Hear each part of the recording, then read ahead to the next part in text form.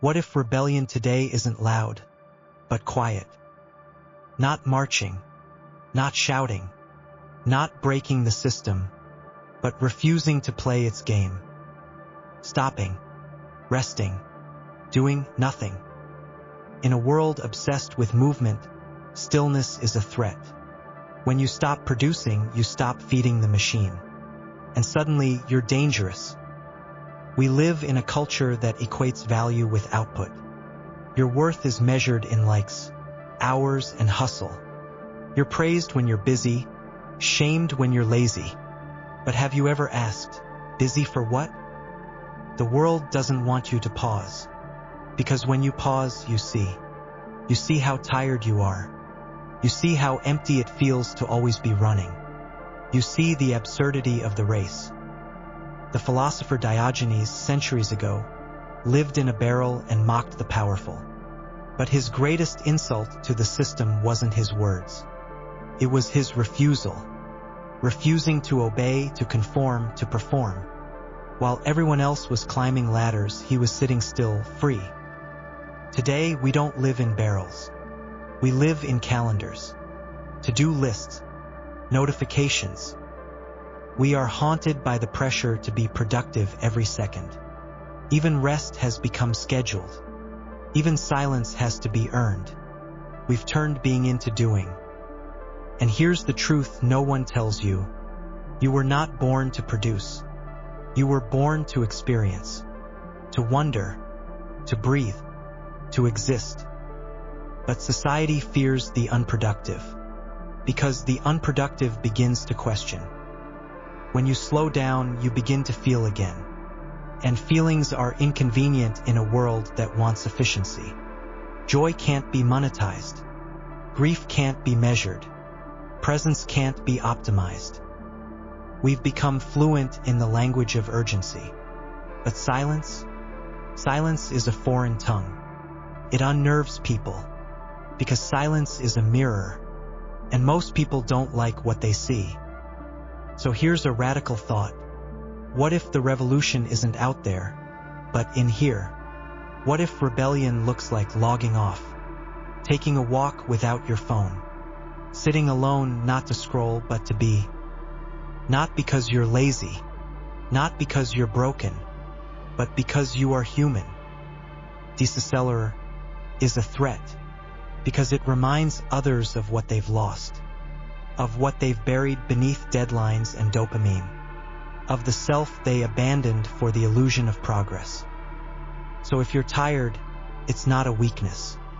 It might just be a sign that some part of you still remembers. The truth is, you don't have to do more to be more.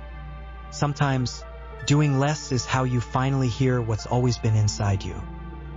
And in a world that's always running, stopping is the loudest thing you can do.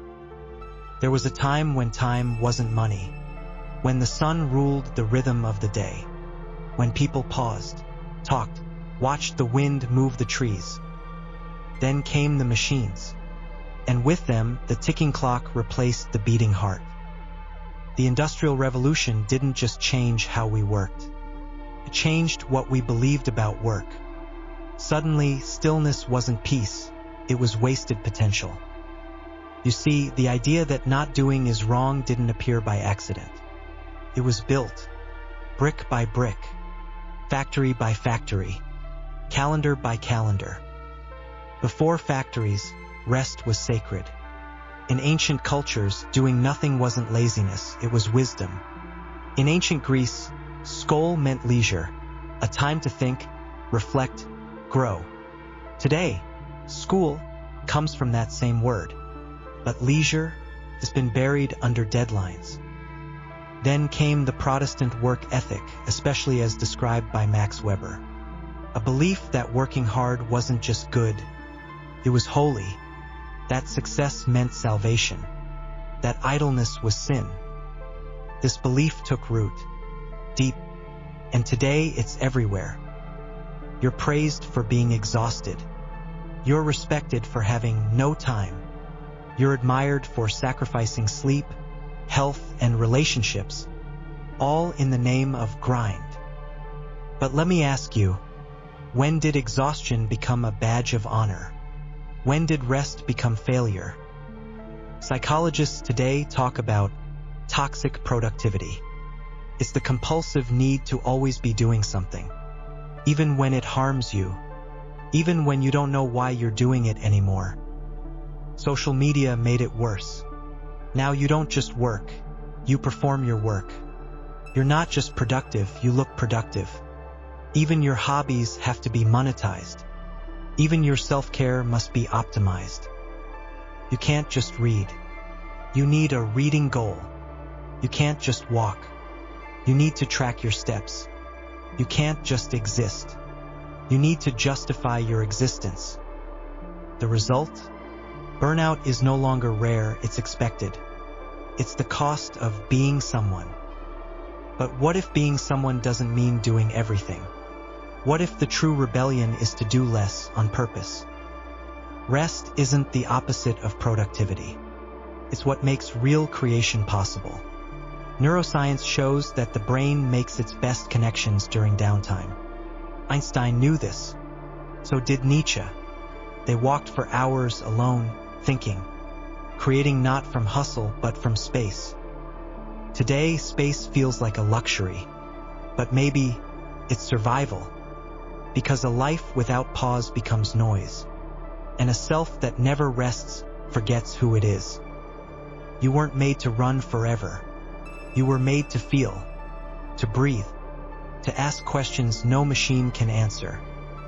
So the next time you feel guilty for slowing down, remember this: that guilt was taught to you, but it was never true. Stopping isn't failure, it's remembering. We keep moving, faster, harder, longer. But ask yourself, are you getting any closer? Closer to what? We chase goals. We chase promotions. We chase recognition. But somewhere along the way, we stopped asking the most important question. Why? Why are we running?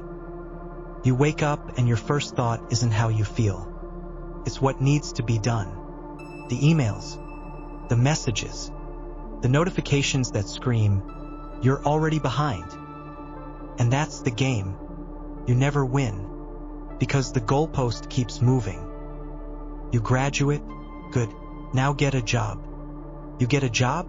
Great. Now be better. Now be faster. Now be everywhere. Now monetize your personality. Now be your own brand. You see the trap? We've confused motion with meaning, activity with purpose. And the more we do, the less we question. Psychologists call it hyperactivity of the ego, this restless need to affirm our identity through doing. But the more you feed it, the hungrier it gets. You post one achievement and already feel the pressure for the next, because stillness feels like disappearing. But here's the paradox. The more you run without direction, the more lost you become. Imagine a hamster on a wheel, running, sweating, committed, but never actually moving. Now replace the hamster with us. We've built a culture that glorifies motion, but ignores meaning. And this is where the existential vacuum forms. A term Viktor Frankl used to describe the numbness people feel when life becomes all action, no reflection. You're constantly stimulated, but deeply bored, constantly achieving, but spiritually starving. And no one sees it because from the outside it looks like success. But inside, you're tired, not just physically, existentially. Because there's a difference between being busy and being alive. Some of the most productive people are the most disconnected. They know how to meet deadlines, but they've forgotten how to sit in silence, how to look someone in the eye, how to feel joy that isn't tied to accomplishment. Modern life has become a treadmill with no off switch. And here's the kicker. Even when you reach your goal, the feeling doesn't last. Because you weren't chasing the goal. You were chasing worth. And worth isn't out there. It's not in the inbox. It's not in the paycheck. is not in the applause. It's in being. But being requires presence. And presence requires slowing down, even stopping. So ask yourself, if the speed you live at is keeping you from yourself, is it really worth it? Or are you just moving so you don't have to feel lost? Because maybe the most terrifying thing isn't standing still. It's realizing you've been running in the wrong direction. In a system built on speed, slowness becomes subversion. Because if time is money, then taking your time is theft. But what if the crime isn't wasting time? What if the real crime is letting the system steal yours? Today, choosing to slow down is not just a lifestyle. It's an act of resistance. Think about it. A culture that monetizes your attention, your energy, your every second, fears one thing above all, that you might stop giving it. You weren't supposed to pause. You weren't supposed to wonder. You weren't supposed to notice how deeply tired you are. But when you slow down, you start to see. That's why philosophers like Byung-Chul Han warn of the burnout society. Not one ruled by external oppression, but by internalized pressure. We're not forced to work more. We choose to, because we've been trained to believe that value equals productivity. And here's the trap. When oppression disguises itself as self-improvement, you become your own jailer. Every time you shame yourself for resting, every time you feel guilty for not being useful, you're reinforcing the very system that's burning you out. But what if you didn't? What if you reclaimed your time? In the philosophy of the Stoics, true freedom is inner autonomy. To be ruled not by trends, demands, or expectations, but by choice. Marcus Aurelius ruled an empire, but still reminded himself daily to return to stillness. Because time, once lost, isn't recoverable, and spending it without meaning is the deepest poverty. Today, this philosophy lives on in unexpected places. The slow food movement, digital minimalism, silent retreats, people disconnecting not to escape life, but to return to it. Because the most radical thing you can do in a hyperactive world is to be with yourself, without a screen, without a goal, without the need to be seen doing it. You see, when you slow down, you begin to experience time as it is, not as the system wants you to feel it. You eat slower, talk slower, think deeper, feel more. And that's dangerous, because a person who feels is a person who questions. A person who questions is a person who changes. And change threatens systems built on blind obedience. So yes, slowing down is political, because it breaks the cycle of consumption, because it rewrites the narrative, because it says, I am not a machine, I am a being. So next time you take a breath, savor your coffee, stare at the sky for no reason, know this: that moment of doing nothing is everything the system fears, because a person at peace cannot be controlled. Look around. Everyone is doing more, doing faster, doing louder. But pause for a moment and ask yourself, are you living or just doing? This isn't a trick question. It's a mirror. And sometimes mirrors show things we'd rather not see. Because it's possible to be successful and empty, to be productive and disconnected, to be alive but not living. How many times have you finished the day exhausted, yet unsure of what you actually felt? How many weeks have passed in a blur of tasks, without a single moment that truly mattered? We fill our calendars, but neglect our souls. We chase achievement, but forget experience. We've built lives that are impressive on the outside, but hollow on the inside. And here's the hardest part. Society rewards you for this. You'll be praised for your hustle, applauded for your efficiency, celebrated for your sacrifice. But applause fades, and when the noise dies down, what's left? Philosophers have asked for centuries, what makes a life worth living? And the answer has never been more work. It's presence, connection, wonder, slowness. When you're always doing, you miss the beauty in being. You miss the softness of a morning breeze, the warmth in someone's eyes, the quiet joy of simply existing. Psychologists call this mindfulness, not as a trendy buzzword, but as a return to self. A moment where you're not achieving, not improving, not performing, just being. That kind of presence changes you, because in that silence, you remember what matters. You remember who you are. And that is terrifying for a world that profits from your distraction.